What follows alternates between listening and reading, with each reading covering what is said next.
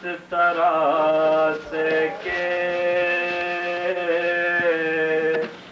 ہٹتی نہ تھی نظر زینب بڑی دیکھ کے بولی جھکا کے سر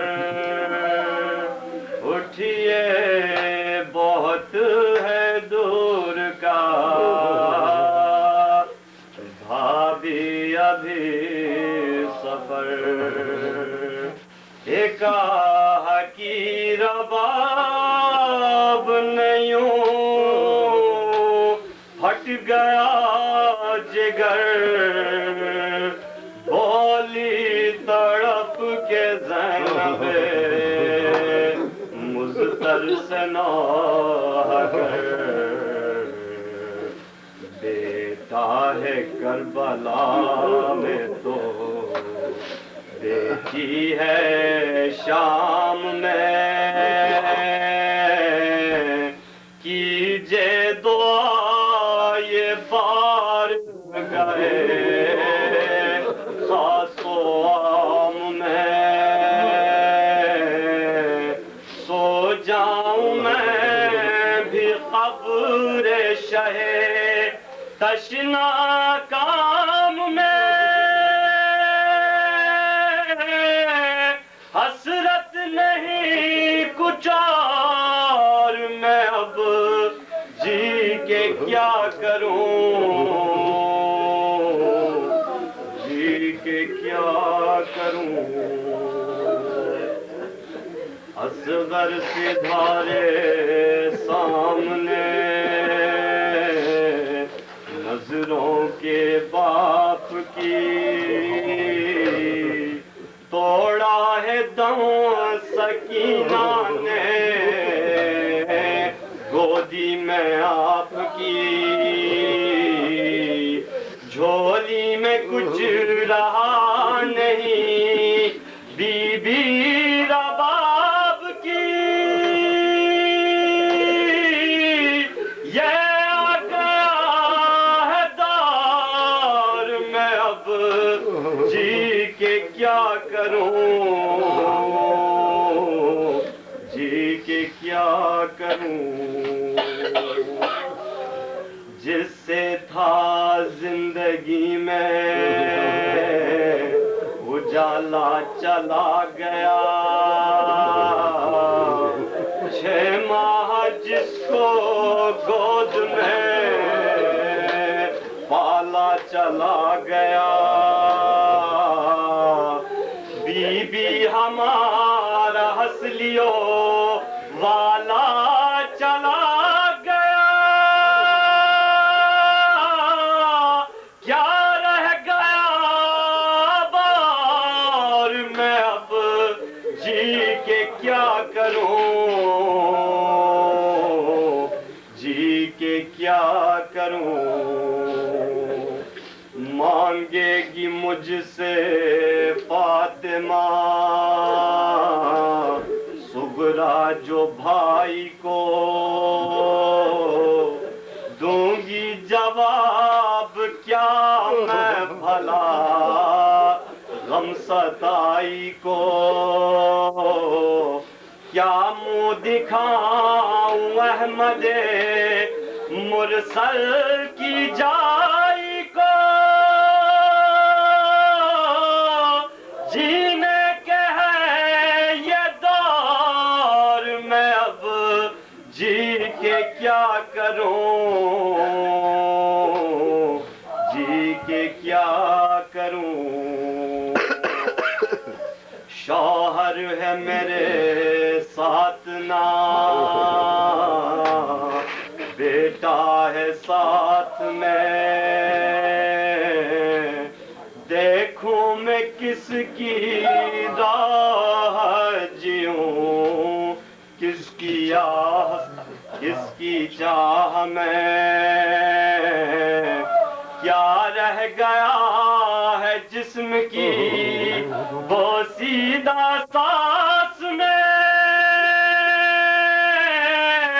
میں جی چکی بسار میں کروں جی کے کیا کروں ہی زندگی ہماری شہ تشنہ کام تک ڈرتی ہوں اب تو لے کے مدینے کا نام تک کرب و بلا سے کوفہ تو کوفے سے شام تک کیا کیا سہے ہے جار میں اب جی کے کیا کروں جی کے کیا کروں میں اب جی کے کیا کروں جزاک اللہ ماشاء اللہ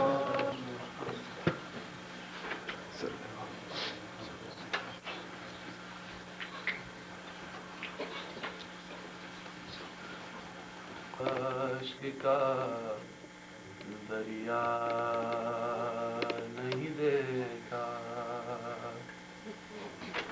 آنکھوں سے رواں عشق کا دریا نہیں دیکھا ہر بچے نے جلتا ہوا خیمہ نہیں دیکھا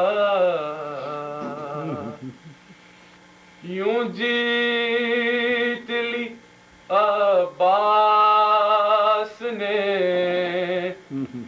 دریا پہ لڑائی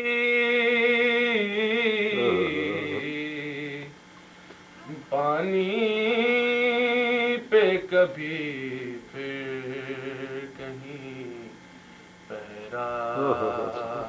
نہیں دیکھا کیا بات ہے اب کوئی نہیں مانگ تھا پانی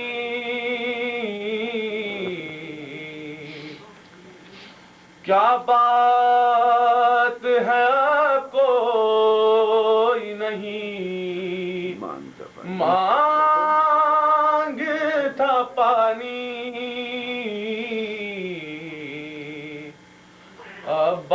عباس تیرے بعد کوئی پیاسا نہیں دیکھا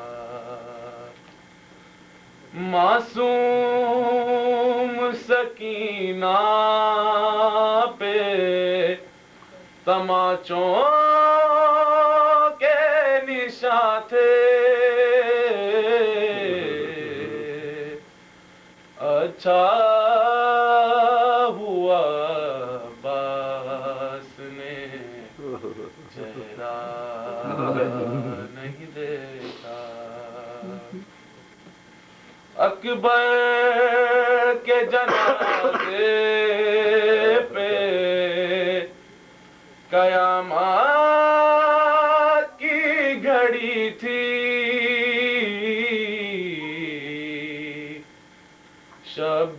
شبیر کو ایسا کبھی روتا نہیں دیکھا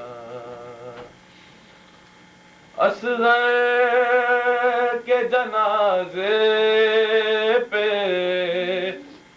کڑی دھوپ کا سایہ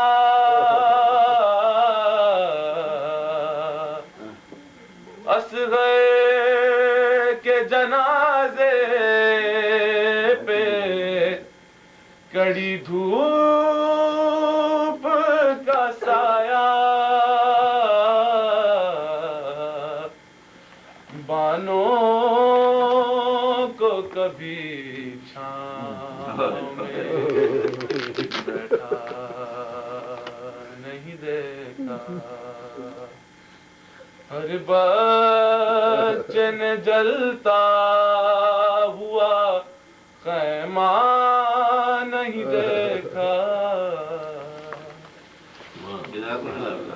محمد وآل محمد. بعد ولا حول ولا قوة إلا بالله العلي العظيم.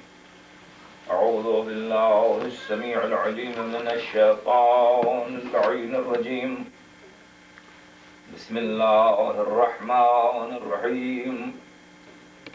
الحمد لله الذي هدانا لهذا وما كنا لنهتدي لولا أن هدانا الله. لقد جاءت رسل ربنا بالحق.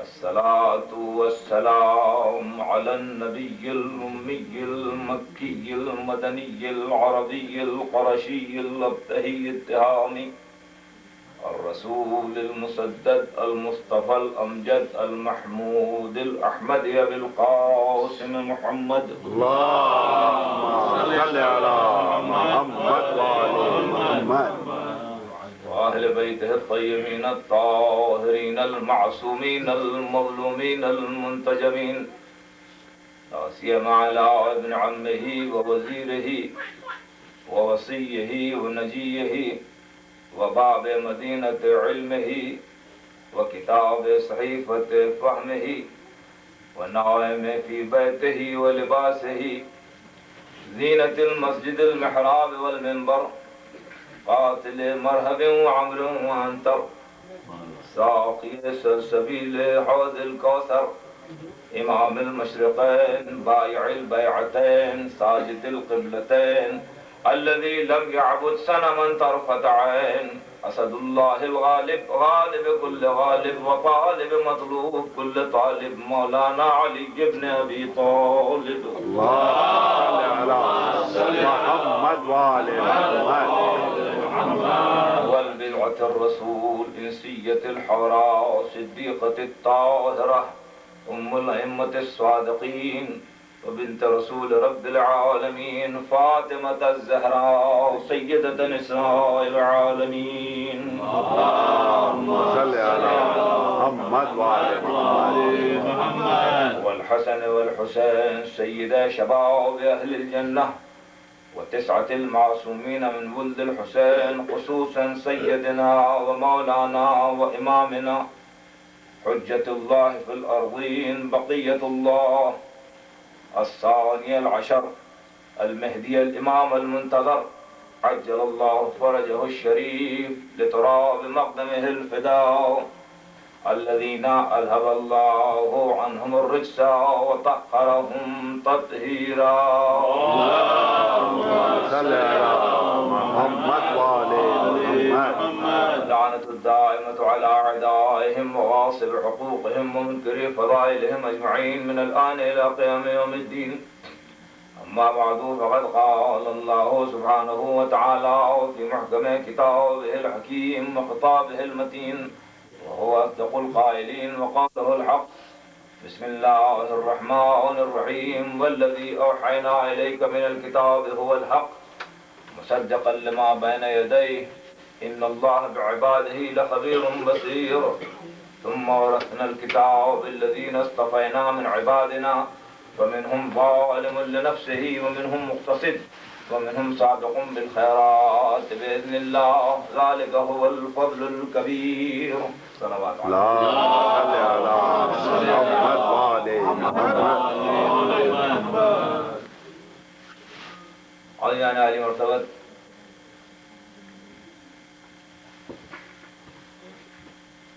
اس سے قبل اسی اذا خانے میں انہی آیات کے ذیل میں میں کچھ مختصر سی روشنی ڈال چکا ہوں، اور انہی آیات کے ذیل میں اس سے پہلے ایک مجلس باب زہرا میں بھی میں نے خطاب کی، اور ان سال مسلسل انہی آیات کی روشنی میں میں مونٹریال سے مجالس پڑھتا ہوا رہا ہوں۔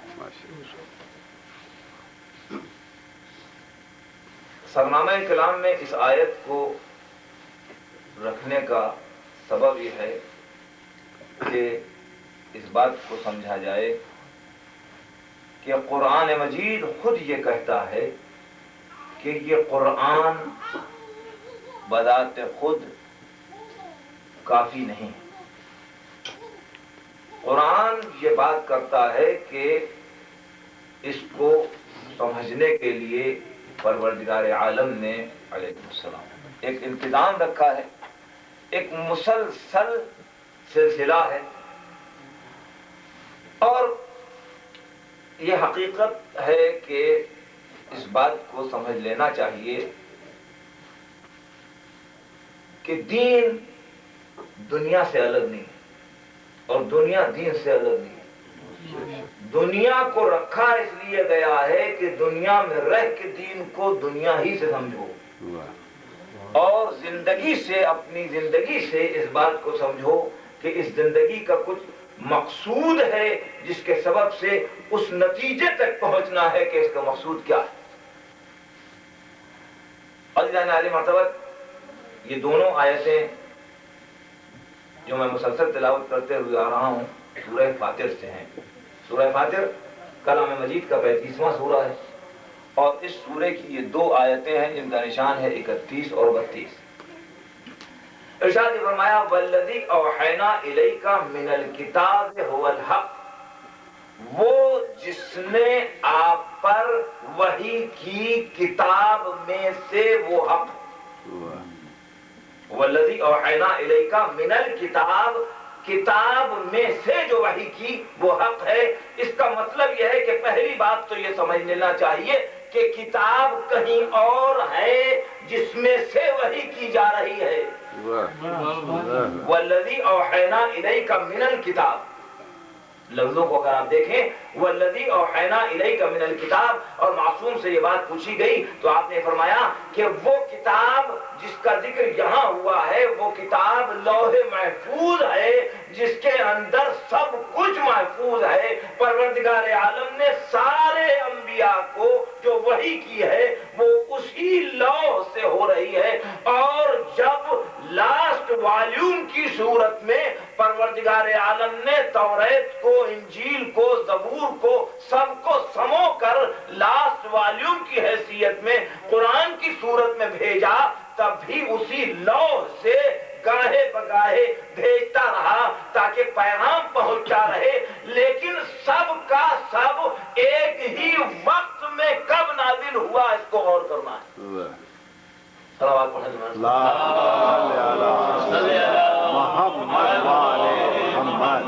ظاہر ہے یہ تو آپ سب کے علم میں ہے کہ وحی کی صورت یہ ہے کہ کبھی کبھی فرشتہ آیا اور پیغام لے کر آیا، اور اس پروسیس کو وحی کہا گیا کہ فرشتے نے وہ پیغام سرکار تک پہنچا دیا۔ احساس ہے نا؟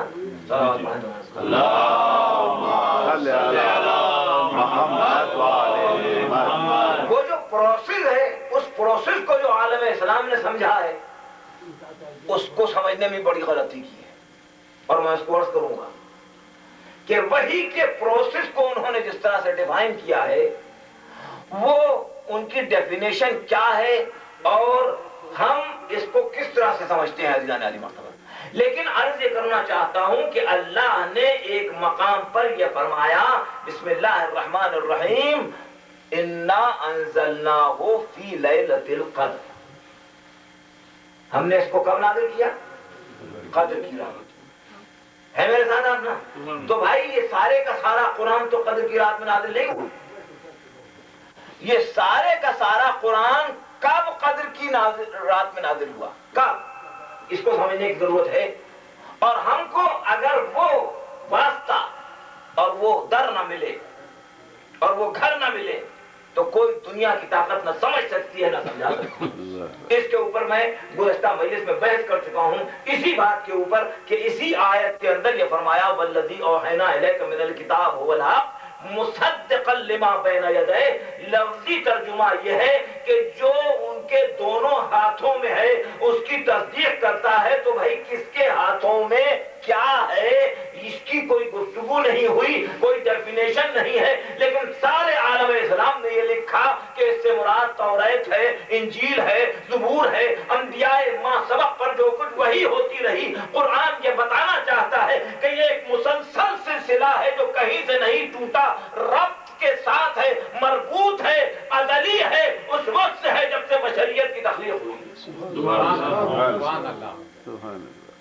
مصدقا لما بین یدیہ، ان کے دونوں ہاتھوں میں جو ہے اس کی تصدیق کرتا ہے. تو اب کوئی یہ بتائے کہ کس کے ہاتھوں میں اور کیا چیز ہے، تو اس کو رسول نے بتایا کہ اس سے مراد توریت ہے، انجیل ہے، زبور ہے، جو موسیٰ پہ نازل ہوا، جو عیسیٰ پہ نازل ہوا، جو داؤد پہ نازل ہوا، وہ صحف ابراہیم ہے جو ابراہیم پر نازل ہوا، وہ سب کچھ. تو قرآن یہ کہنا چاہتا ہے کہ یہ نیا دین نہیں ہے، یہ اسلام نیا نہیں ہے، یہ جو کچھ بھی صورتحال ہے یہ نئی نہیں ہے، یہ ہم پہلے سے بھیجتے رہے ہیں. اور تصدیق کیوں کروا رہے ہیں؟ تاکہ اس بات کی تصدیق ہو جائے کہ توریت کا پیغام بھی بھیجنے والے ہم ہیں، انجیل کا پیغام بھی بھیجنے والے ہم ہیں، زبور کو بھیجنے والے بھی ہم ہیں. ہم نے ہی داؤد و سلیمان و موسیٰ و عیسیٰ کو سب کو بھیجا ہے. اس سے پہلے ابراہیم و نوح کو بھی ہم ہی بھیجتے رہے ہیں. لہذا ہم نے اس سلسلہ ہدایت کو مربوط رکھتے ہوئے ان میں سمویا ہے جو مظروف کی حیثیت میں پاک و پاکیزہ اہل ہے. تو ہم یہ کیسے کر سکتے ہیں کہ بعد میں جو بھیج رہے ہیں اس کو خالی چھوڑ دیں اور امت کے حوالے کر دیں، وہ جسے چاہے لے جائے. سبحان اللہ. سبحان اللہ. والذی اوحینا الیک من الکتاب هو الحق مصدقا لما بین یدیہ. تو میں عرض کرنا یہ چاہ رہا تھا جل گرامی قدر کہ قرآن نے خود یہ واضح کیا کہ اس کا انتظام ایک مسلسل ہے کہ جو واضح کر رہا ہے کہ کون ہے جو اس کے سیاق و سباق کو سمجھائے. فوراً اس کے بعد قرآن نے کہا والذی اوحینا الیک من الکتاب هو الحق مصدقا لما بین یدیہ ان اللہ بعبادہ لخبیر بصیر. اللہ اپنے عباد سے واقف ہے، ان کو دیکھ بھی رہا ہے، ان کی خبر بھی رکھتا ہے. فوراً ہی فرمایا کہ ہم نے کتاب کے وارث قرار دیے. ثم اورثنا الکتاب الذین اصطفینا من عبادنا، اپنے بندوں میں جن کو ہم نے مصطفیٰ کر لیا، جن کو ہم نے چن لیا، جن کو ہم نے انتخاب کر لیا. اب انتخاب تم نہیں کرو گے، انتخاب وہ کرے گا جو دیکھ رہا ہے کہ مظروف کیا ہے.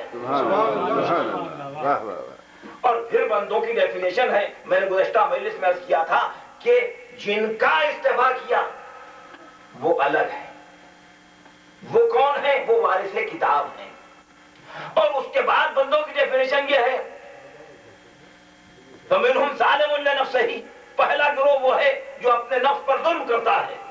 یعنی اب کوئی بھی رحمان کی راہ سے ہٹ کر جا رہا ہے تو وہ ظلم کر رہا ہے اپنے نفس پر، اس لیے کہ وہ اپنے آپ ہی کو نہیں پہچان رہا ہے کہ کیوں آیا.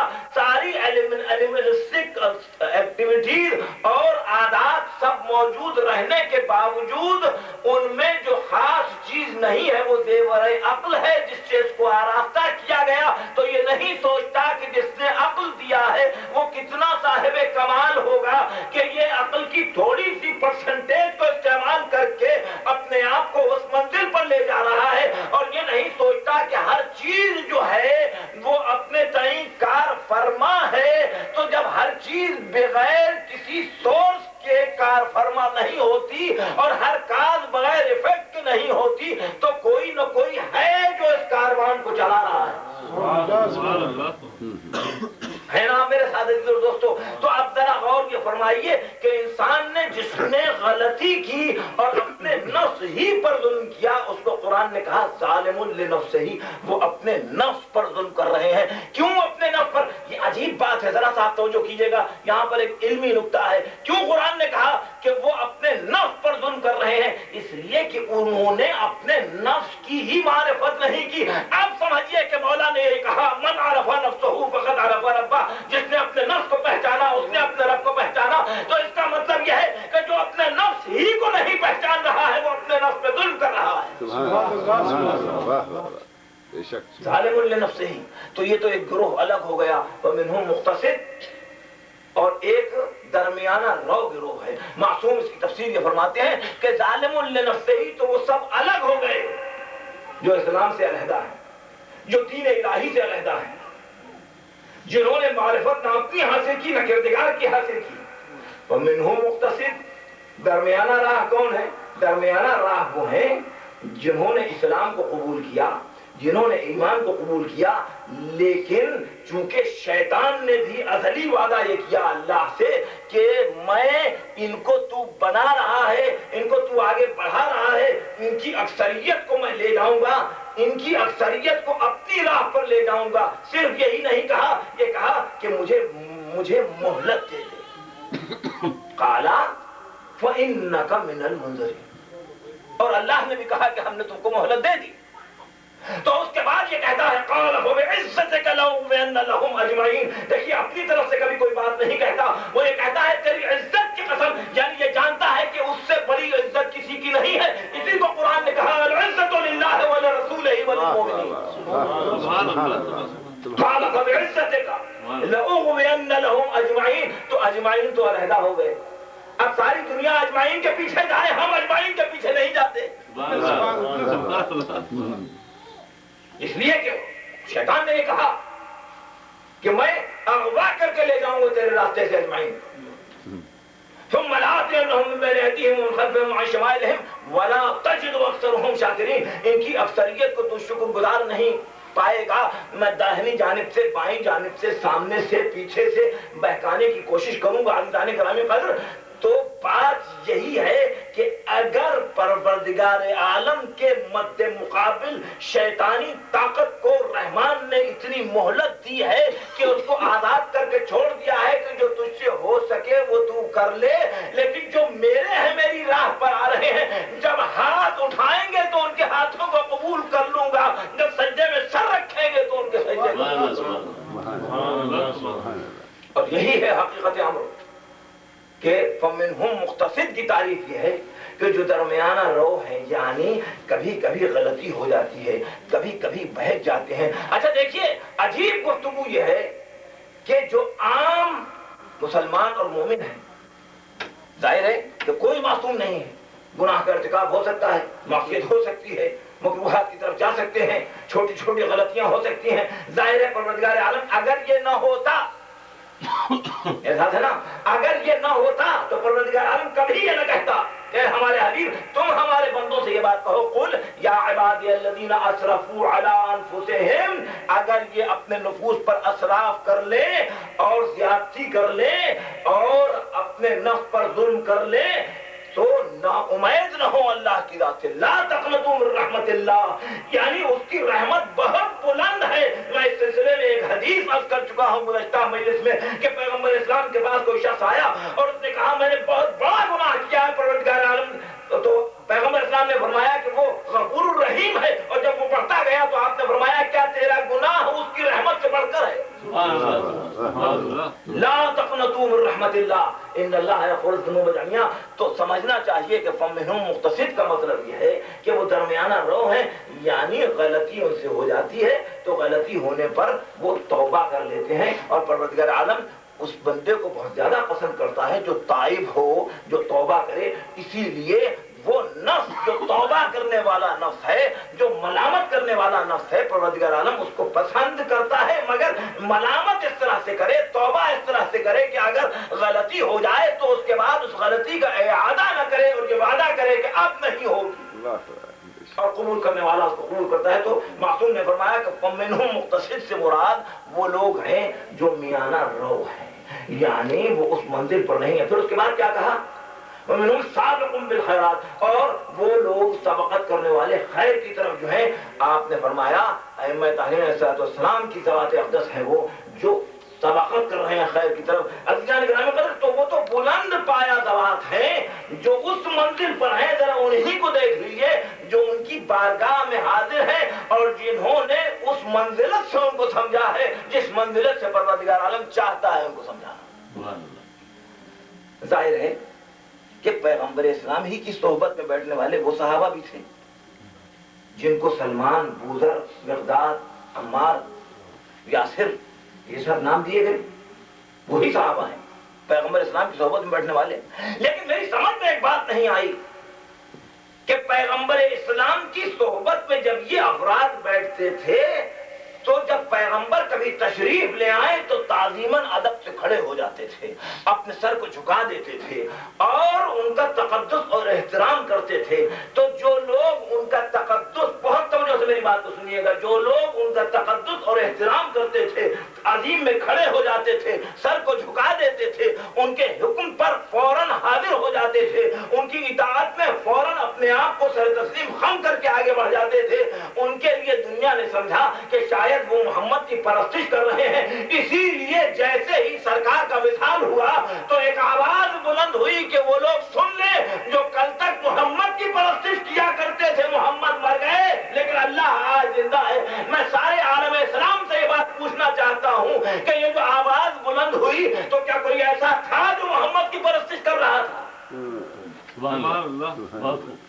یہ عجیب فکر ہے. علیکم السلام. یہ عجیب فکر ہے عزیزان علی مرتبہ. کبھی آپ غور کریں، سوچیں کہ ابھی تو خلافت کی مسند پر بیٹھا نہیں ہے وہ شخص، ابھی تو حکومت اسٹیبلش نہیں ہوئی ہے، ابھی تو سقیفہ کی بزم سجائی نہیں گئی ہے، ابھی پیغمبر کا وصال ہوا ہے اور آواز بلند ہوتی ہے. ایک آواز بلند ہوتی ہے، خبردار کوئی نہ کہے محمد مر گئے، جس نے کہا میں گردن اڑا دوں گا.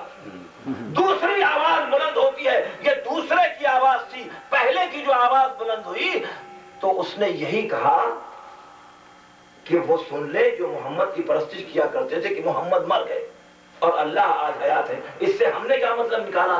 اس سے ہم نے مطلب نکالا کہ دو طبقے تھے. ایک طبقہ وہ تھا کہ جو احترام کر رہا تھا، ایک طبقہ وہ تھا جو اپنے آپ کو دانو ادب طے کر کے سرکار کی خدمت میں سر کو جھکا دیتا تھا، ایک طبقہ وہ تھا جو اطاعت کر کے حضور کی بات پر فوراً لبیک کہہ جاتا تھا. تو انہوں نے یہ سمجھا کہ جو شعائر الہی کا احترام کر رہے ہیں، جو ان کی تقدیس پر ہیں، جو ان کے تقدس کو سمجھ کے، ان کی عظمت کو سمجھ کے اپنے سر کو آگے بڑھا کے تسلیم کی منزل پر لا رہے ہیں، گویا وہ ان کی عبادت اور پرستش کر رہے ہیں. وہیں سے غلطی ہو گئی. جو لوگ یہ کہتے ہیں کہ وہابیہ کل اسٹیبلش ہوا، نہیں، پیغمبر کے مرنے کے فوراً بعد ہی وہابیہ اسٹیبلش ہوا.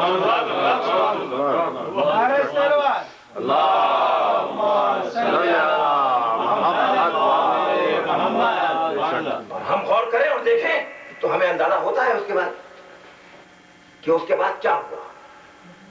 تاریخ کو اگر آپ مطالعہ کریں اور پڑھیں، کل تک پیغمبر اسلام کے ساتھ آخری حج میں کتنے لوگ تھے دعویٰ اسلام کرنے والے؟ 1 لاکھ، 1.25 لاکھ، 1.5 لاکھ. آج پیغمبر کے دفن پر 12 آدمی ہیں.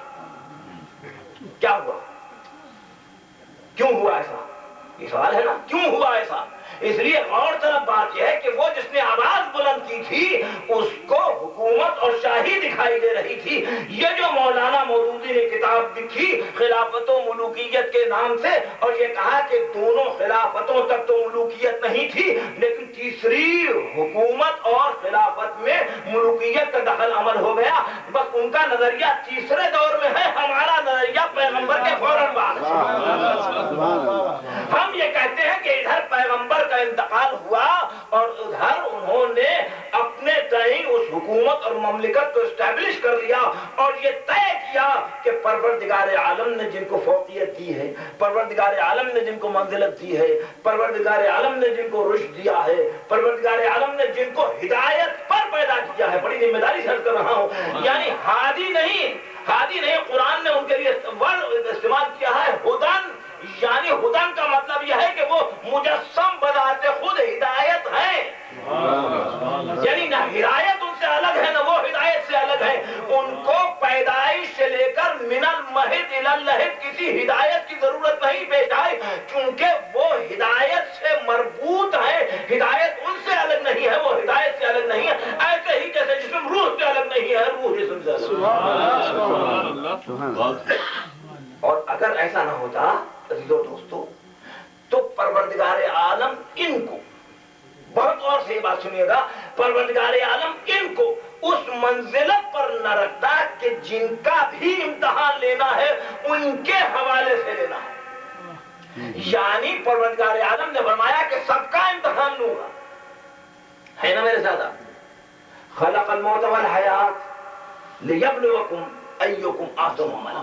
ایک تو آیت یہ ہے، ٹھیک ہے، کہ ہم نے موت و حیات کو اس لیے خلق کیا کہ دیکھیں کہ بہترین عمل کرنے والا کون ہے. یہاں تو بات ہے عمل کی، اور وہاں کہا بسم اللہ الرحمن الرحمن الرحیم هل اتى على الانسان حين من الدهر لم يكن شيئا مذكورا انا خلقنا الانسان من نطفة امشاج نبتلیہ. اس لفظ کے لیے میں نے نعمت دی ہے کہ ہم نے ابتلا میں ڈالنے کے لیے دو نطفوں کے امتزاج سے جو خلقت کی ہے اس کو خلق ہی اس لیے کیا ہے کہ ابتلا میں ڈالے, آزمائش میں ڈالے. آج تک آزمائش میں ڈال رہا ہے. وہ جو پہلا خلق ہوا اس کی آزمائش کے لیے تو کوئی ذریعہ ہی نہیں تھا, لہذا ذریعہ وہی بنے جن کو پہلے خلق کیا گیا. اور ابلیس نے جب راہ سے اپنی راہ کو گم کر دیا تو وہ یہ سوال کرتا ہے ابلیس سے, ام کنت من العالین, ہیں میرے ساتھ آپ؟ تو اس کا مطلب یہ ہے کہ کوئی تھا جن کی طرف اشارہ کیا گیا کہ کیا تو عالین میں سے ہو گیا.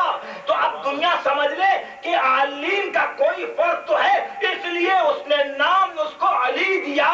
خود علی اعلیٰ ہے, علی العظیم ہے, تو یہ علی الحکیم ہے. سبحان اللہ. اور وہاں امتحان کی منزل پر جو افراد رکھے گئے وہ یہی خمسہ نجبہ ہیں, یہی پنجتن ہیں. دنیا کہتی ہے کہ پنجتن ہی سمجھ میں نہیں آتے.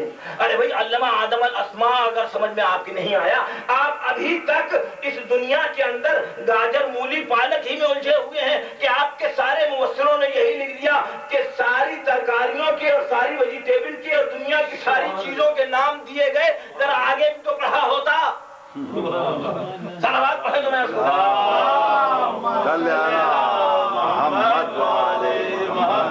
اشارتاً عرض کر رہا ہوں علم آدم الاسماء کلہا ثم عرضهم علی الملائکہ. جب ہم نے اسماء کی تعلیم آدم کو دی اور ان کو آدم کے اور ملائکہ کے سامنے پریزنٹ کیا. بڑی ذمہ داری سے عرض کر رہا ہوں, علم آدم الاسماء کلہا ثم عرضهم علی الملائکہ. ملائکہ اور آدم کے سامنے جب ان کو پیش کیا گیا تو کیا کہا؟ فقال انبئونی باسماء ہؤلاء. میرے ساتھ ہیں آپ؟ میں عربی جاننے کا دعویٰ کبھی نہیں کیا میں نے, لیکن سارے علماء سے آپ جا کے پوچھیں جو عربی جانتے ہیں کہ ہؤلاء کی ضمیر کبھی اشیاء کے لیے نہیں آتی. ہؤلاء کی ضمیر ذوی العقول کے لیے آتی ہے. کوئی عقل والے ہیں, کوئی شعور والے ہیں, کوئی فکر والے ہیں, کوئی وہ افراد ہیں جو منزلت پہ ملائے اعلیٰ میں عالین کی منزل پر فائز ہیں. ہؤلاء, ان کے نام بتاؤ. تو امتحان کی منزل میں آدم آئے, امتحان کی منزل میں ملائکہ آئے, تو انہی کے نام سے آئے. عزیزان اکرام قدر. اور اس کے بعد آدم سے لے کر خاتم تک یہ سلسلہ ہو گیا کہ سب انہی کی معرفت سے پہچانے. اور میں گزشتہ تقریر میں عرض کر چکا ہوں آیت کے حوالے سے, اِذْ أَخَذَ اللَّهُ مِيثَاقَ النَّبِيِّينَ لَمَا آتَيْتُكُم مِّن كِتَابٍ وَحِكْمَةٍ ثُمَّ جَاءَكُمْ رَسُولٌ مُصَدِّقٌ لِّمَا مَعَكُمْ لَتُؤْمِنُنَّ بِهِ وَلَتَنصُرُنَّهُ قَالَ أَأَقْرَرْتُمْ وَأَخَذْتُمْ عَلَىٰ ذَٰلِكُمْ إِصْرِي قَالُوا وَأَقْرَرْنَا قَالَ فَاشْهَدُوا وَأَنَا مَعَكُمْ مِنَ الشَّاهِدِينَ فَمَن تَوَلَّىٰ بَعْدَ ذَٰلِكَ فَأُولَٰئِكَ هُمُ الْفَاسِقُونَ. یہ میثاق ہے انبیاء سے جو لیا گیا. ابھی انبیاء آئے نہیں ہیں. یہ میں نے کیا نا کہ کتاب میں سے وہی ہوئی, تو جو کچھ گزرا جا چکا ہے وہ کہیں کسی کتاب میں محفوظ ہے اور ان میں سے گاہے گاہے بھیجا جا رہا ہے. جبھی تو بار بار کہتا ہے خلق کرنے والا, بھیجنے والا, وہی کا نزول کرنے والا کہ بتاؤ تمہیں یاد ہے کہ ہم نے اس طرح سے واقعہ ہوا تھا پیش کیا تھا, تمہیں یاد ہے ایسا ہوا تھا, تمہیں یاد ہے ایسا ہوا تھا. اس کا مطلب یہ ہے کہ وہ موجود ہے, دیکھ رہا ہے, اس کے سامنے سب کچھ ہو رہا ہے, لیکن اس کو بیان کا حکم نہیں ہے. جبھی کہا الرحمن علم القرآن خلق الانسان علمہ البیان. قرآن تو ہم نے دے ہی دیا ہے, بیان کا علم اب دے کر بھیج رہے ہیں تاکہ تم بیان کر کے دنیا کو بتا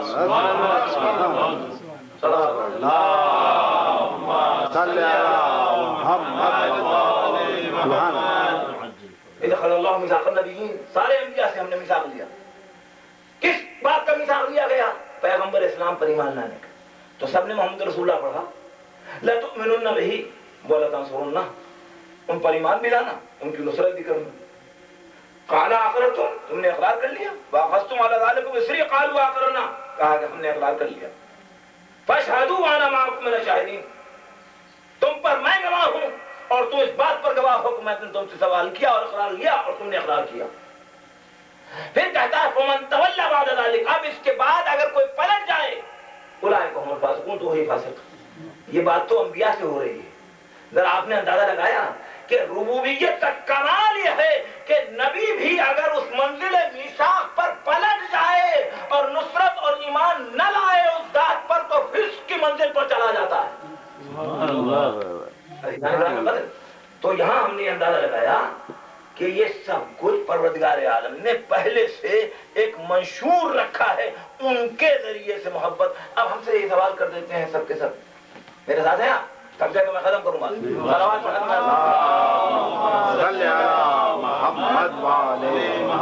دیکھیے بہت عجیب سوال ہوتا ہے، اور سوال یہ ہو جاتا ہے کہ بھائی جب جانتے تھے علی کہ یہ سب ہے اور ان کو اس بات کا علم بھی تھا کہ آگے کیا ہونے والا ہے، تو یہ سب کیوں ہونے دیا؟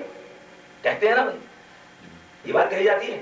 تو اس سے سمجھنا چاہیے کہ جیسے پروردگار عالم نے آدم کا امتحان لیا اور آدم کو ابتلا میں ڈالا گیا، ایسے ہی پوری امت کا امتحان اس اقرار ولایت سے ہے کہ ولایت کا اقرار کرنے کے بعد وہ کون ہے جو پلٹ جاتا ہے اور گمکردہ راہ ہو جاتا ہے، اور اس کے بعد کون ہے جو اپنی امامت کو لے کر اس نہج پہ چلا جاتا ہے کہ سب کو قار مذلت میں لے جا کے جہنم کی راہ پر ڈال دیتا ہے، جس کے لیے قرآن نے کہا دو جگہ وَجَعَلْنَا مِنْهُمْ أَئِمَّةً يَهْدُونَ بِأَمْرِنَا وَأَوْحَيْنَا إِلَيْهِمْ فِعْلَ الْخَيْرَاتِ. ایک طرف ہم نے ائمہ بنائے جو خیر کے ائمہ ہیں، جن پر خیر کی وحی کی جاتی ہے، جو ہمارے امر سے ہدایت کرتے ہیں، اور دوسری طرف یہ کہا وَجَعَلْنَا أَئِمَّةً يَدْعُونَ إِلَى النَّارِ، وہ ائمہ ہیں جو جہنم کی طرف لے جا رہے ہیں. تو دو قسم کے ہیں رہبر اور رہبری کر رہے ہیں، ایک رحمان کی طرف لے جانے والے رہبری کر رہے ہیں، ایک شیطان کی طرف لے جانے والے.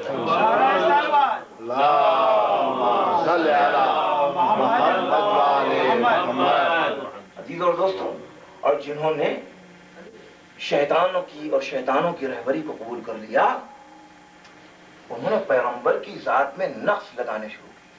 اور خدا کی قسم میں نے عرض کیا تھا کہ پروسیس اب وہی جو ہے اس کو جس طرح سے ڈیفائن کیا ہے انہوں نے، اگر آپ آج کی عقلانی ٹیکنالوجی کے ساتھ ساتھ اس پروسیس میتھڈ پر غور کریں تو آپ کو اندازہ ہو شاید نہیں بلکہ حقیقتاً انہوں نے سمجھنے میں بڑی غلطی کی. کہتے ہیں کہ پیغمبر پر جب پہلی وحی آئی تو پیغمبر کو سردی لگنے لگی، پیغمبر کو بخار ہونے لگا، پیغمبر کی کیفیت یہ ہو گئی کہ انہوں نے کہا مجھ کو ایک کمبل اڑا دو پھر دوسرا اڑا دو، میں کچھ عجیب محسوس کر رہا ہوں، نہیں میں اپنی جان کا خطرہ محسوس کر رہا ہوں. بھائی اگر وحی کا پروسیس یہی ہے کہ نبی یہ نہ جانے اور جان کا خطرہ محسوس کرے تو اس کا مطلب یہ ہوا کہ وہ وحی کا پروسیس اور وہ نبوت جو ہے آپ کی دنیاوی زندگی کی معمولی ٹیکنالوجی سے بھی نیچے گر گئی.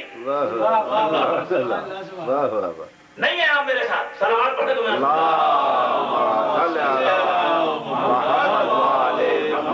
جب آپ بچے کو کے جی میں داخل کرتے ہیں تو اس کے بعد اس کو پریپیئر کرتے ہیں، اس کو تیار کرتے ہیں، بیٹا تم کو کے جی میں جانا ہے، مسلسل اس کے اوپر ورک کرتے ہیں. اس کے بعد جیسے جیسے وہ آگے بڑھتا ہے ماں باپ اور پورا انوائرمنٹ اس کے اوپر ورک کرتا ہے. ہوتے ہوتے جب بچہ جونیئر سے لے کر سیکنڈری میں جاتا ہے، سیکنڈری سے لے کر آگے جاتا ہے تو اس کے اوپر پوری پریپریشن اور ورک ہوتا ہے. جب عقل تھوڑی میچور ہونے لگتی ہے، یہ تھوڑی جو میں نے کہا ہے اس کو آپ سمجھ لیجئے گا، اور بڑے غور طلب بات یہ ہے کہ مکلف ہونے کے بعد بھی عقل پوری میچور نہیں ہوتی. اور یہ یہاں والوں نے ہم کو بات کہی ہے اور ثابت کیا ہے، اس لیے 25 برس کی عمر میں یہ سمجھتے ہیں کہ انشورنس رکھنے والا آدمی اب صحیح طور پر گاڑی چلا سکتا ہے اور اپنی ذمہ داریوں کو سمجھ سکتا ہے. ان سے جا کے پوچھیں کہ انہوں نے 25 برس کی عمر کیوں دی. اس لیے عزیزان گرامی قدر سمجھنا چاہیے اس بات کو کہ مکلف ہو جانے کے بعد بھی وہ جو تربیت دے رہے ہیں یہ نہ سمجھ لینا چاہیے کہ جنہوں نے تربیت دی، جنہوں نے پوری زندگی گنوا دی، جنہوں نے اس ایج سے لے کر جب کھا نہیں سکتے تھے، پی نہیں سکتے تھے، پہن نہیں سمجھتے تھے، سمجھ نہیں سکتے تھے، اس منزل پر پہنچا دیا کہ تمہارا عقل اور شعور بیدار ہونے لگا، تم مکلف ہوئے، تم نے اچھے برے کی تمیز کی. تو اب اس کے بعد ضروری نہیں ہے کہ تم ان کو نگلیکٹ کر کے بالکل ان کے ساتھ اتنے بے ادب اور بے اخلاق ہو جاؤ کہ ان کو لے جا کے کہیں دم کر دو. ہے نا آپ میرے ساتھ؟ اس لیے دنیا سے دین کو سمجھنا چاہیے. اس لیے اللہ نے بھی قرآن میں 4 آیتیں رکھی اور ان 4 آیتوں میں یہ فرمایا اپنے سجدے کے فوراً بعد، اپنے شکر کے فوراً بعد جن کا شکریہ تمہیں ادا کرنا ہے وہ تمہارے ماں باپ، جنہوں نے تمہیں اس قابل کیا. کیوں؟ اس لیے کہ منزل ربوبیت جو ہے وہ تو اللہ کے لیے ہے نا. میرے ساتھ منزل ربوبیت اللہ کے لیے، وہ رب ہے، مگر اس نے اپنی، یہ جو سب کہتے ہیں کہ تم نے ان کو بنا لیا، ان کو بنا لیا، تم شرک کر رہے ہو، ان سے کہو کہ اللہ تعالیٰ سے جا کے کہیں کہ منزل ربوبیت ماں باپ کو کیوں دے دی اس نے. نہیں ہے آپ میرے ساتھ صلوات پڑھیں تو میں عرض کروں.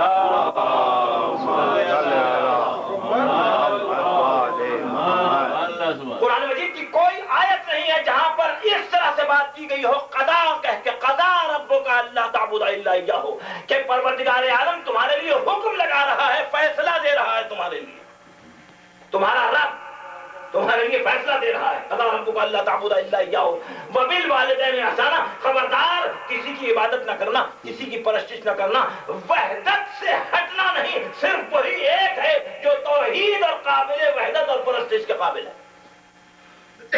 قضا ربک الا تعبد الا اياه وبالوالدین احسانا، اور والدین کے ساتھ احسان کریں. قرآن یہاں تک کہتا ہے کہ والدین اگر گمراہی پر بھی ہیں تب بھی ان کے ساتھ احسان کرو، سوائے اس کے کہ اگر وہ تم کو اس راہ پر لے جا رہے ہیں جہاں میری اطاعت میں کمی آ رہی ہے تب ان کی بات نہ مانو، ورنہ ان کا احترام کرو. تو ماں باپ کی منزل پر اللہ نے کافر اور مشرک ماں باپ کو بھی احترام کے بارے میں کہا، تو جو ہدایت دینے والے آئے وہ قابل احترام نہ ہو، وہ قابل تقدس نہ ہو، وہ قابل عظمت نہ ہو. اور اس کے بعد قرآن یہ کہتا ہے فَإِنَّمَا يَبْلُغَنَّ عِندَكَ الْكِبَرَ أَحَدُهُمَا أَوْ كِلَاهُمَا فَلَا تَقُل لَّهُمَا أُفٍّ وَلَا تَنْهَرْهُمَا. یہ لفظ اف جو ہے دوسری آیت میں ڈیفائن کیا ہے کہ یہ لفظ اف کیا ہے. یہ اف وہ لفظ ہے کہ جہاں انسان بے دلی کے ساتھ اپنے ضمیر میں تکبر کے ساتھ ایک لفظ کہہ دے اپنی زبان سے، تو ماں باپ کے لیے حکم یہ ہے کہ تم اف بھی نہ کہو. یعنی یہ احساس رہے تم کو کہ جو منزل ربوبیت پر اللہ نے ان کو رکھا ہے، بڑی عجیب ذمہ داری سے بات کر رہا ہوں، وہ ہٹنے نہ پائے. اس کے بعد کیا کہا؟ اف ولا تنہرہما قل لہما قولا کریما واخفض لہما جناح الذل. کریم طریقے سے ان سے گفتگو کرو اور اپنے شانوں کو سکیڑ کر ان کے سامنے حاضر ہو جاؤ. یہ میں حدیث روایت نہیں پڑھ رہا، قرآن کی آیتیں پڑھ رہا ہوں بھائی. صلوات پڑھیں.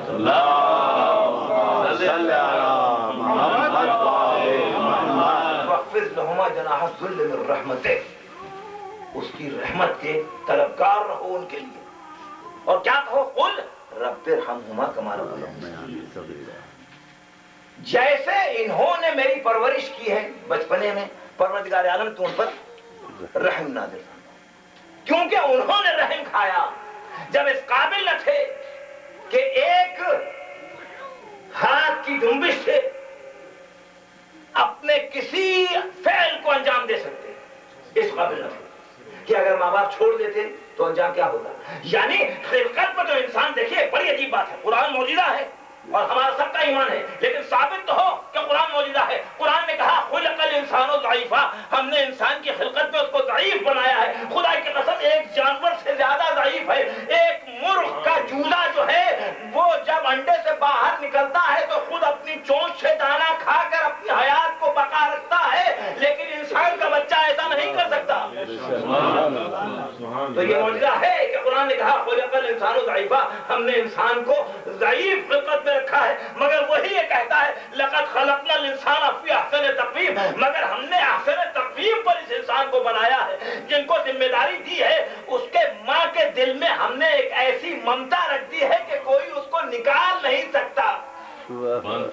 کیسے سے کیسی سنگ دل ماں ہو لیکن اس ممتا کو نکال نہیں سکتا. یہیں سے میں آپ کو رخ کو بدلنا چاہتا ہوں.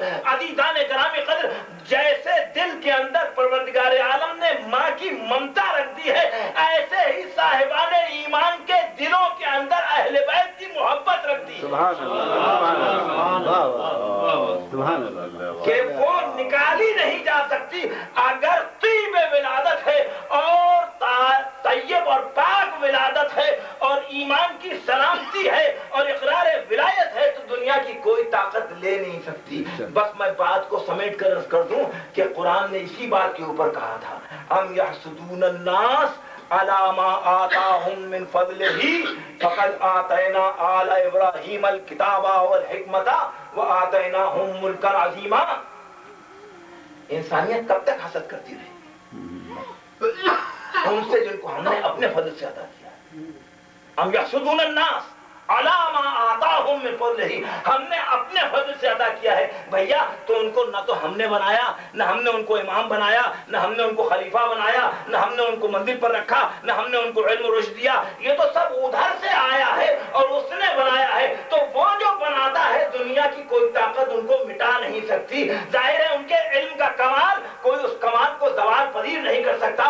ان کی وہ تقدس اور عظمت کی منزلت اس کو کوئی گرا نہیں سکتا. ان کے ساتھ مظالم تو ڈھائے جا سکتے ہیں, ان کے ساتھ زیادتیاں تو ہو سکتی ہیں, لیکن ان سے کوئی وہ مرتبہ چھین نہیں سکتا جس کو قرآن نے اس آیت میں ڈیفائن کیا.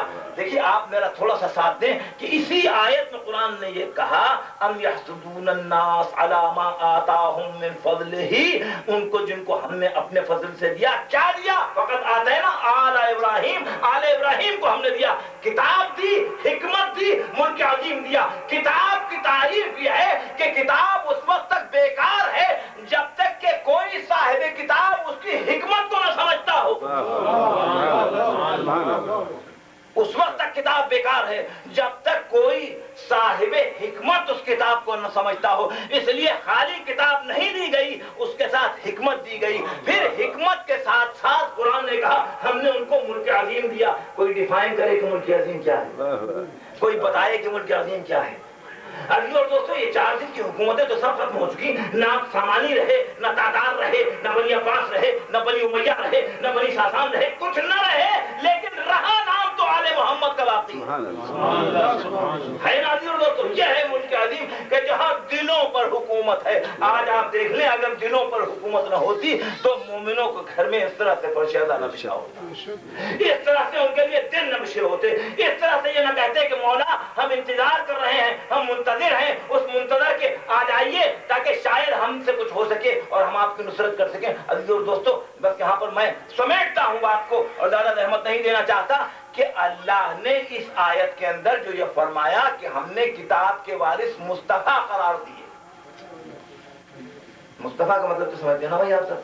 صلوات پڑھیں تو میں اللهم صل علی محمد وعلی محمد. مصطفیٰ استفا سے یعنی جس کا انتخاب کیا گیا, جس کو چنا گیا, جس کو منتخب کیا گیا. یعنی یہاں بات سلیکشن کی, الیکشن کی نہیں ہے. الیکشن تو پہلے دن اللہ نے ملائکہ ہی سے کہہ دیا تھا.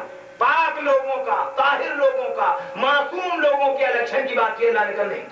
ہمیں الیکشن قبول نہیں, ہم سلیکٹ کر کے بتائیں گے کون پہلے نے. عزیز اور دوستو, تو بات ساری سلیکشن کی ہے کہ اللہ نے کس کو سلیکٹ کیا ہے. اچھا آپ دیکھیے, ایک آیت پڑھوں گا اور اس کے بعد بات کو ختم کر دوں گا. صلوات پڑھیں تو عرض کروں گا.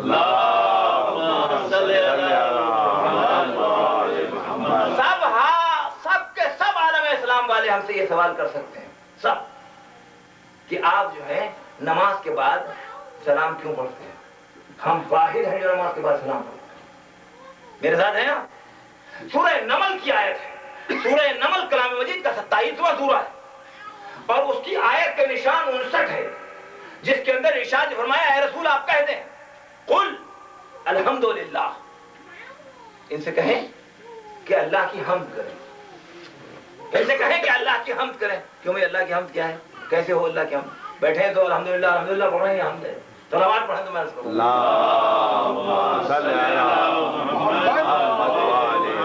حمد کی جو صحیح ڈیفینیشن پیغمبر نے دی وہ یہ دی کہ حمد کا بہترین طریقہ یہ ہے جو پروسیجر پیغمبر نے بتایا کہ ایسے نماز پڑھو.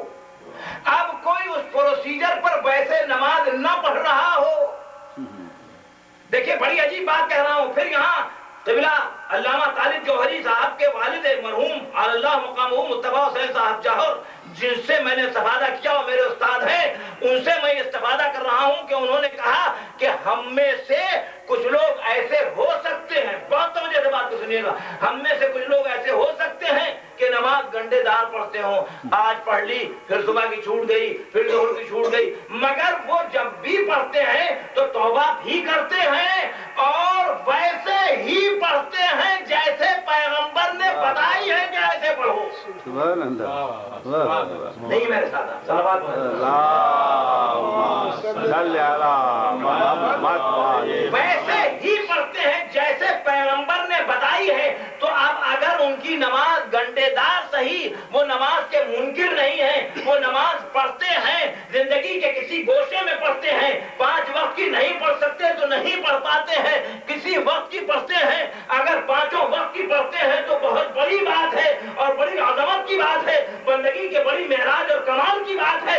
لیکن وہ جب بھی پڑھتے ہیں چونکہ وہ منکر نہیں ہے تو اسی طریقے پر پڑھتے ہیں جس طریقے پر پیغمبر نے کہا.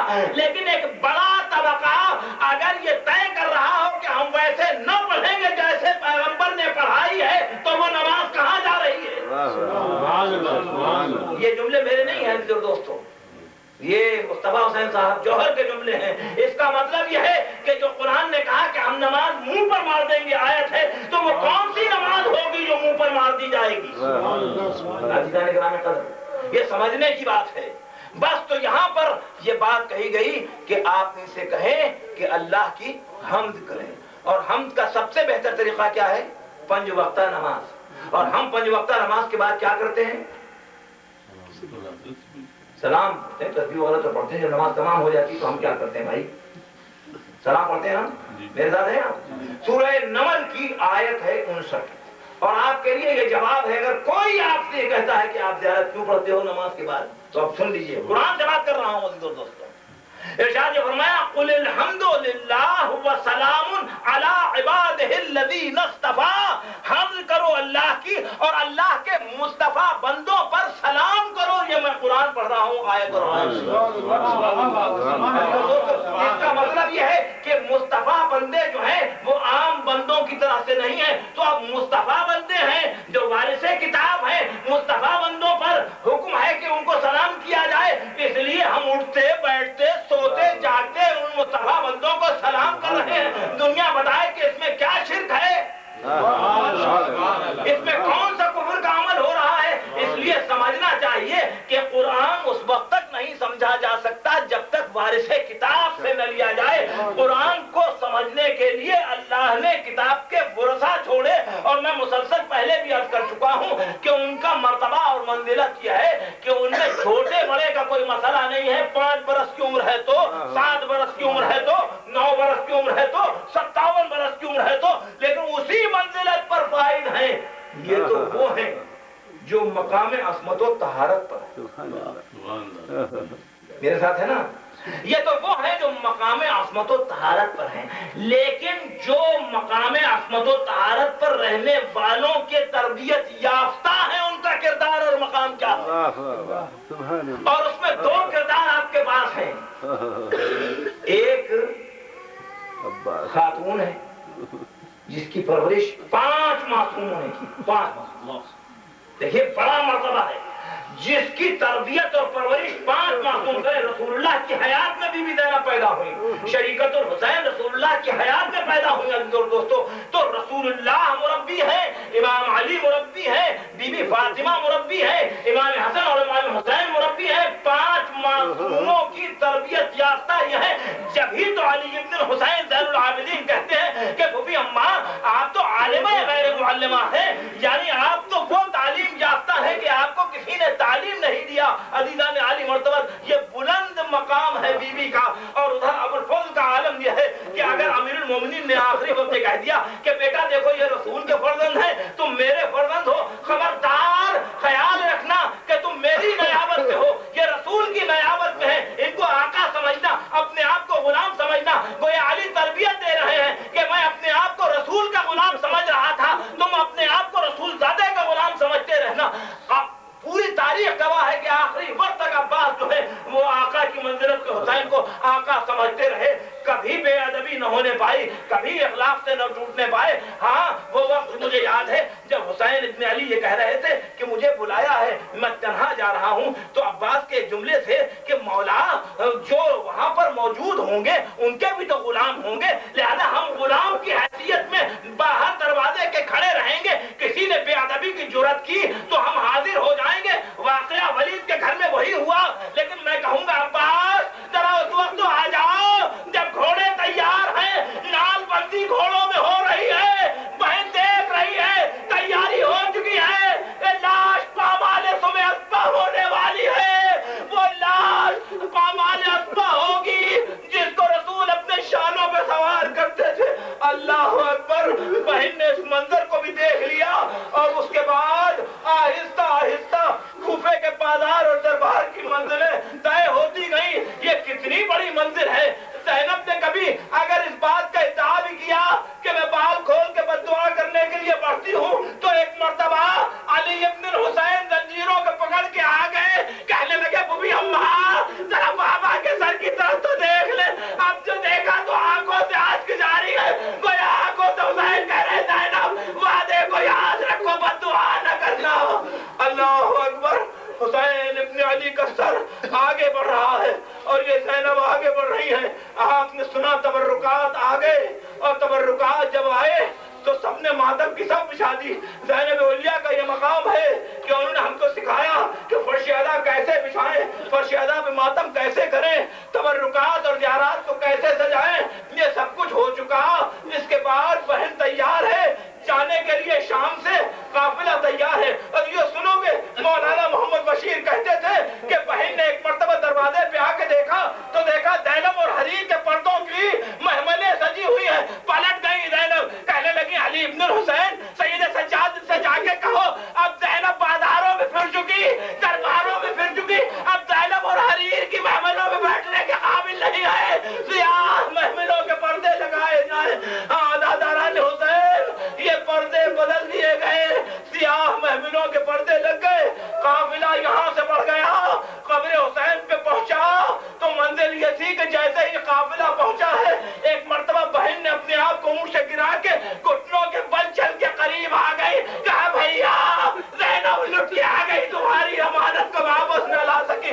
یا تو زینب یہاں گھٹنوں کے بل چل کے بھائی کی قبر پہ گئی، یا مدینے پہنچی تو نانا کی قبر پہ پہنچ کے ایک مرتبہ گھٹنوں کے بل آ کے کہا نانا زینب پلٹ آئی ہے، جب کوئی آتا ہے تو تحفہ لاتا ہے۔ یہ کہہ کے ایک مرتبہ کہنے لگی نانا اگر یہ لوگ نہ ہوتے تو میں آپ کو اپنی پشت دکھاتی، کتنی زخمی ہو گئی۔ خدا نہ رلائے سوائے غم آل محمد، یہ ادا کے فضل کی آخری مجلس ہے، مصاحب ہوں گے آپ۔ بس عزیز اور دوستو، زینب نے ایک مرتبہ نانا سے رخصت لے کے ماں کی قبر پہ آ کر کہا اماں زینب آ گئی۔ اماں مجھے وہ وقت یاد ہے کہ آپ ایک پیران سیدھی جاتی تھی، آنکھوں سے اشک بہتے جاتے تھے۔ اماں میں پوچھتی تھی اماں آپ یہ کیا سی رہی؟ کہتی تھی زینب یہ تیرے بھائی کا پیران سی رہی ہوں۔ اماں وہ پیران میں تحفے میں لے کر آئی ہوں، یہ کہہ کے ماں کی قبر پہ ڈال دیا، کہا اماں تیرا گھر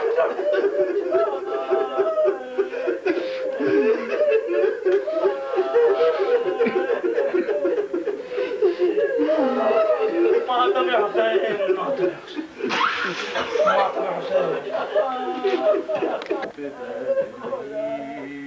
آتے بولی صغرا پدر نہیں آتے، بولی صغرا پدر نہیں آتے، کروں چار اگر نہیں آتے، بولی صغرا پدر نہیں آتے، بولی صغرا پدر نہیں آتے، سے رو رو کے کہتی تھی صغرا،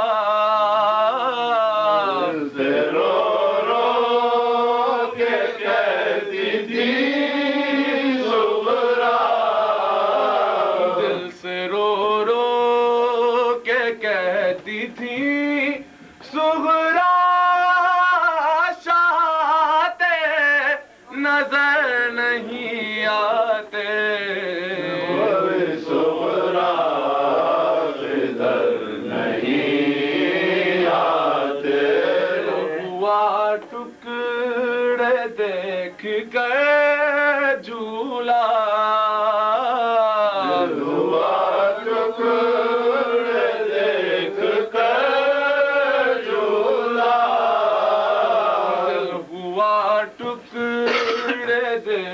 کے جھولا مقاص غیر نظر نہیں آتے بولے سورا بدر نہیں آتے بولے سورا بدر نہیں آتے کربلا تھے جو یثرب سے کربلا تھے جو یثرب سے کربلا تھے جو یثرب سے وہ مسافر نظر نہیں آتے بولے سورا بدر نہیں آتے بولے سورا بدر نہیں آتے پکاری رضا ملی تو چلے پکاری رضا ملی تو چلے پکاری رضا ملی تو چلے علی اکبر ادھر نہیں آتے بولے سورا بدر نہیں آتے بولے سورا بدر نہیں آتے شاہ کہتے تھے رات ہو گئی کیا کہتے تھے رات ہو گئی کیا شاہ کہتے تھے رات ہو گئی کیا رن اکبر نظر نہیں آتے بولے سورا بدر نہیں آتے بولے سورا بدر نہیں آتے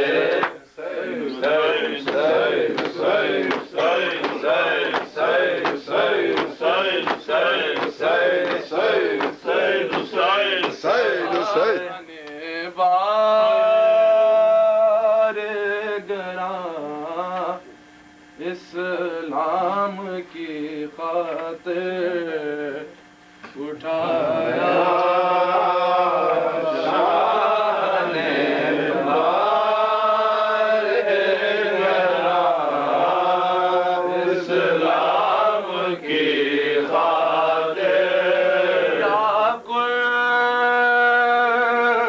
قربان اکبر سا جوان اسلام کی خاطر اٹھایا شاہ نے بار گراں اسلام کی خاطر ستارے اکبر اصغر سے تجھ کو کربلا دے کر ستارے اکبر اصغر سے کربلا دے کر شادی شاہ نے کہکشاں اسلام کی خاطر اٹھایا شاہ نے بار گراں اسلام کی خاطر سبق ایثار و قربانی کا دنیا کو جو دینا تھا سبق ایثار و قربانی کا دنیا کو جو دینا تھا علی اصغر نے دے دی اپنی جان اسلام کی خاطر اٹھایا شاہ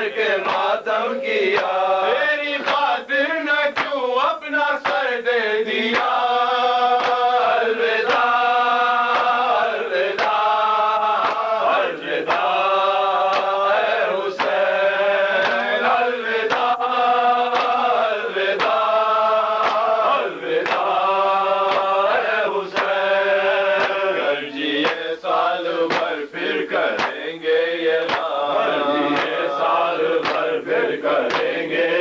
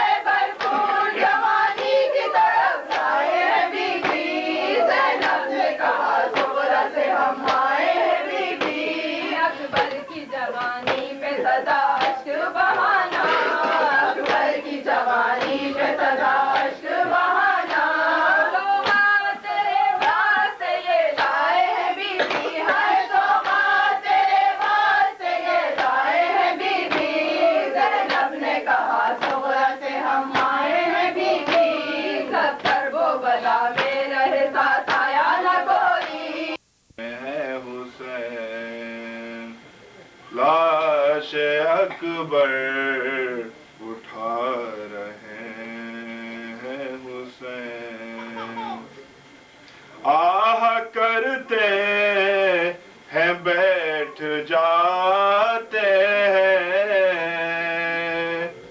آہ کرتے ہیں بیٹھ جاتے ہیں، کس کا لاشا اٹھا رہے ہیں حسین، لاش اکبر اٹھا رہے ہیں حسین، چن کے قاسم کی لاش کے ٹکڑے، چن کے قاسم کی لاش کے ٹکڑے، اپنے دامن میں لا رہے ہیں حسین، لاش اکبر اٹھا رہے ہیں حسین۔ الشیطان الرجیم، بسم اللہ الرحمن الرحیم، الحمد للہ الذی جعل الحمد مفتاحا لذکرہ، الذي خلق فسوى وقدر فهدى وأخرج المرعى فجعله غثاء أحوى، والصلاة والسلام على سيدنا ونبينا وشفيع ذنوبنا وطبيب نفوسنا وحبيب قلوبنا أبي القاسم محمد، اللهم صل على محمد وآل محمد، وصلى الله على محمد وآله الطيبين الطاهرين المعصومين،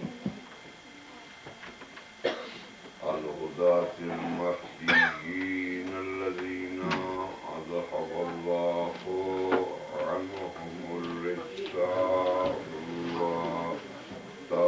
وطهرهم تطهيرا. صل على محمد وآل محمد. أما بعد، فقد قال الله تعالى في كلامه المجيد وفرقانه الحميد وقوله الحق، بسم الله الرحمن الرحيم، قل إن كنتم تحبون الله فاتبعوني يحببكم الله، يغفر لكم ذنوبكم والله غفور رحيم. صلوات اللهم صل على محمد وآل محمد. سلسلہ گفتگو کل حضرت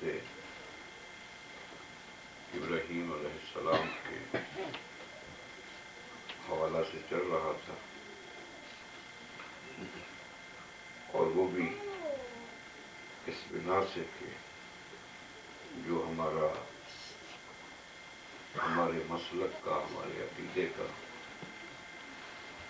تشخص ہے امامت، اس کا آغاز جو ہے وہ حضرت ابراہیم علیہ السلام سے ہوا. ذکر کیا تھا کہ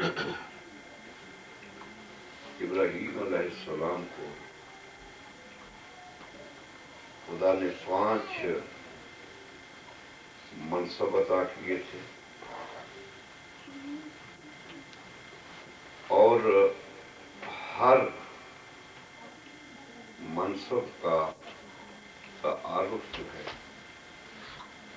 وہ خدا نے لوگوں کے سامنے پیش کیا، ظاہر کیا، اور وہ اس بنا پہ کہ منشاء خداوندی یہ تھی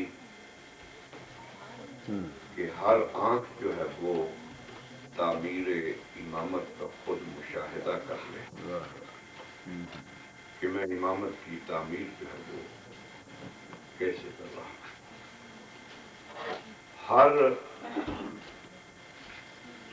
منصب کی بنیاد جو ہے وہ جیسا کہ عرض کیا تھا کہ عبدیت ہے، اور عبدیت پر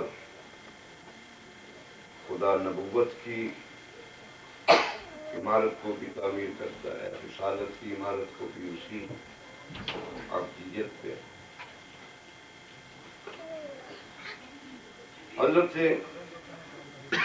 ابراہیم علیہ السلام کی عبدیت کو خداوند عالم نے ایسے واضح روشن طریقہ سے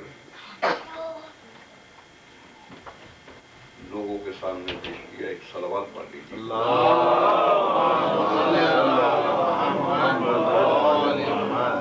آپ حضرات ذرا ایک ہی مرتبہ تھوڑا سا آگے بڑھائیے آپ۔ آگے بڑھائیے۔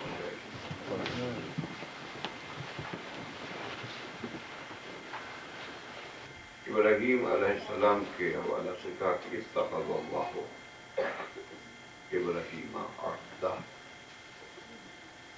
پیغمبر اسلام نے جو خلاصہ حضرت ابراہیم کی زندگی کا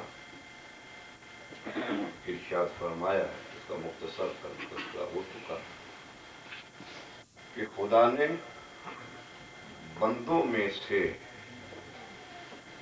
ابراہیم کو اپنی بندگی کے لیے، اپنی عبدیت کے لیے منتخب کر دیا،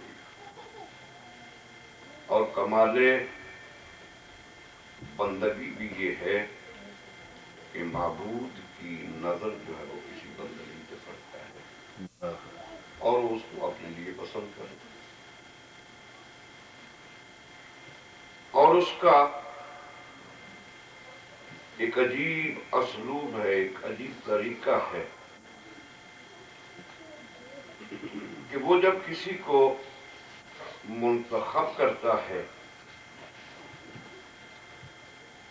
وہ ایک ایسے فرد کا انتخاب کرتا ہے جس کو معاشرہ میں ایک بالکل ضعیف سا انسان سمجھا جاتا ہے، اور اس کا یہ ہمیشہ اسلوب رہا ہے اور ہے کہ وہ جب بھی کبھی کسی سرکش کو، کسی طاغوت کو، کہ وہ سرکش جو اس کے مقابل میں کھڑا ہو جائے، جتنا وہ اپنے آپ کو بڑا سمجھتا ہے اتنا ہی اس کے مقابل میں بڑی ہلکی سی چیز جو ہے نا وہ بھیجے۔ فرعون بڑا سرکش تھا، مگر جب اس کی پکڑ آئی تو خدا نے کوئی بہت بڑی سزا نہیں، چند پانی کے قطروں سے اس کا مقابلہ کیا۔ اب رہا بڑا ناز تھا اس کی اپنی طاقت پر، اتنا ناز تھا کہ خود قریش مکہ جو ہے وہ اپنے گھر سے نہیں نکل رہے تھے کہ اتنا بڑا شہنشاہ اتنا بڑا طاقتور کون ہے جو اس کے مقابل میں جائے؟ آ کر کے وہ مکے کے باہر اپنے خیمے نصب کر لیتا ہے اور لوگوں کے مال و اسباب کو لوٹ رہا ہے۔ لوگ اپنا مال لٹتا ہوا دیکھ کے بھی خاموش ہے، تو کون کہے جا کر کے اس کو؟ خدا نے ایک اپنا نمائندہ، اپنا ایک قاصد بھیج دیا کہ اس کو صرف پیغام دے دے، کہیں یہ نہ ہو کہ وہ بغیر پیغام کے سزا میں آ جائے اور بعد میں کہے کہ